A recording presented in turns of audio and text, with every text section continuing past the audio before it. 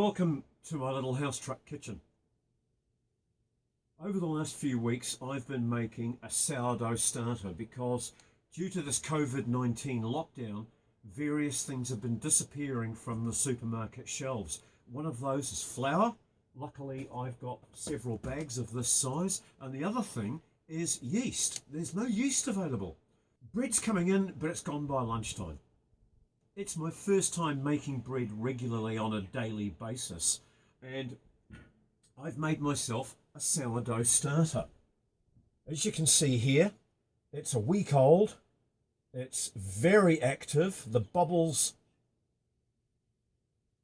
are filling the jar, and I've been feeding this on a daily basis. Now that it's a week old, I'm going to be able to put it in the fridge and feed it just once a week. If I want to bake on a Saturday, I feed this on a Friday, and by Saturday morning it's filled and it's full of life and it's ready to use. So what I do is open the jar and spoon out 100 grams of this and put it into my mix instead of the yeast, and it provides everything that's needed for the loaf.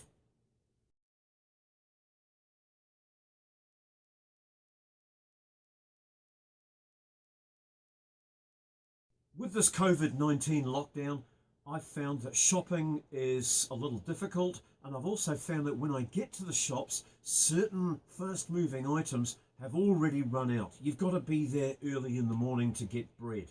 I've missed out on bread several times, and I've started making my own. I've got a day-to-day loaf that is 4 ingredients, 4 minutes to mix up, 40 minutes in the oven, and no kneading, no proving. It's real easy bread. That's my day-to-day one. You'll find that in another video just here. And what I'm doing today is catching up on my sourdough bug. A week ago, I started making a sourdough bug, and now it's a week old. It's ready to use. You'll see all that bubbly goodness in the jar is just eager to get into some of my baking and take the place of yeast. Yeasts. There's no yeast available in the supermarket. There's no flour available in the supermarket. When the bread arrives, it's gone by lunchtime. We're in a bit of a mess. So I'm making the best of it, and I'm going to show you how after a week of nurturing a sourdough starter, you can make bread on a daily, 2 daily, or weekly basis with just this instead of yeast. To start, we need 100 grams of this, and then I'll replace that with 50 grams of flour, 50 grams of water, mix it all in, and put this back again for tomorrow. Alrighty, to get started, we need 100 grams of the starter.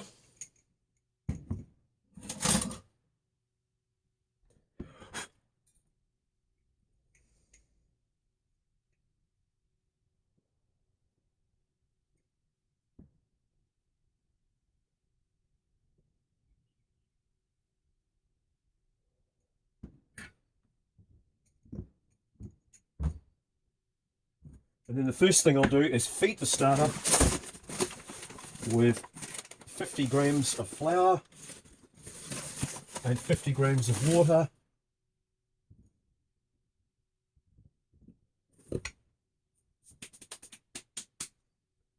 And then that can go back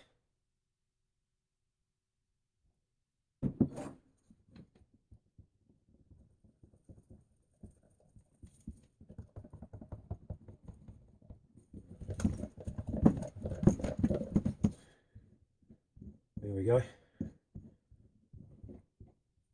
And that can be put away for my next baking session. Now we're going to need 100 mils of water.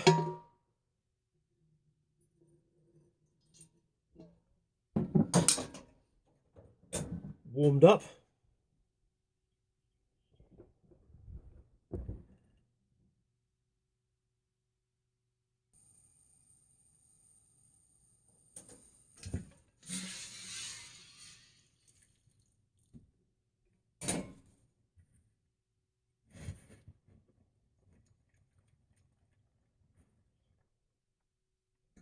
Right, next we need 1 teaspoon of salt.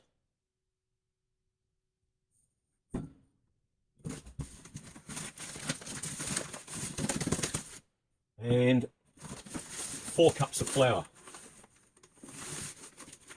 I'm going to put 2 cups of flour in just to get started.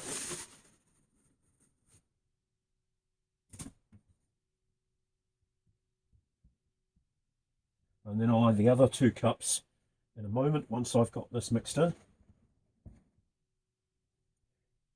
Now this loaf of bread does take 2 days to make. I'm going to mix this up today and leave it until this time tomorrow. We've got 2 cups of water here.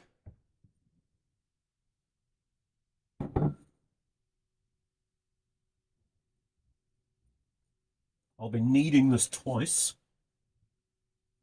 during the period and doing a little bit of folding. Artisan breads do take a little more work than the average loaf, but it's more of a time thing than hard work. Okay, so that's my 4 cups of flour and 2 cups of water mixed with the starter and 1 teaspoon of salt. I'm going to mix this up and it's going to make a fairly wet dough. And that wet dough isn't suitable for kneading at this stage. It's going to be simply too wet. But I'll leave it to prove. You've got to bring all of this stuff in off the sides in order to keep the ratios correct. As you see, it's a wet dough. There'll be no kneading of this at this stage. There we go, thoroughly mixed.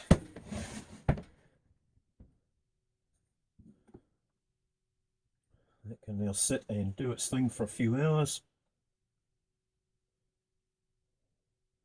I'll come and wake it up shortly when it looks right and give it another knead.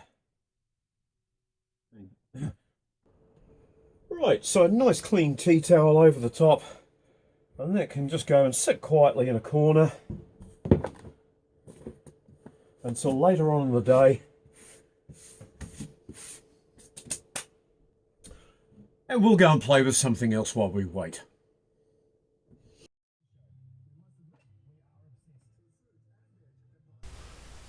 With sourdough, there is a fair amount of waiting. We're talking 24 hours that the dough takes to process, and during that 24 hours there are 4 folds and light kneads to work the dough. I've been through all 4 of those stages, and I've now got the oven preheated, really hot as it will go. In my case, the oven full temperature is about 375.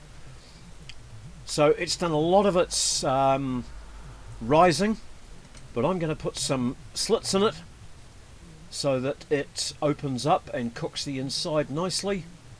And we'll get these into the oven, and I'm only going to give them something like 20 minutes, because in 20 minutes time these things will be ready to bring out and put on a cooling rack.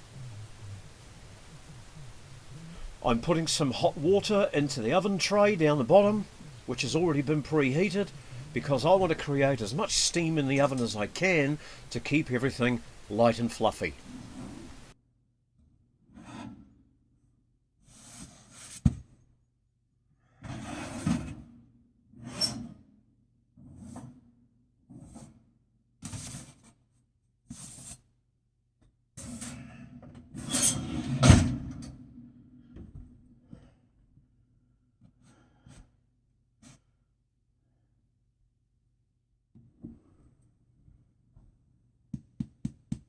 Now the mark of a good sourdough loaf. So after is a nice hollow sound when you tap it. Now to cool down to room temperature, we can crack one of these open and have a look.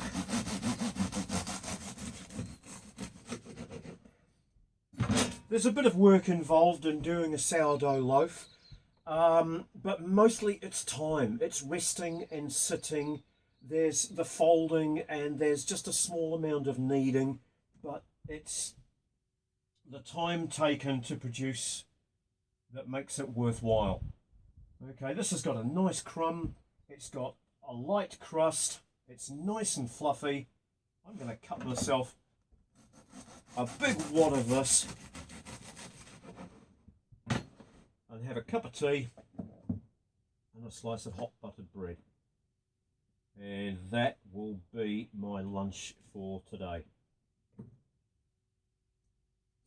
Bon appetit, people.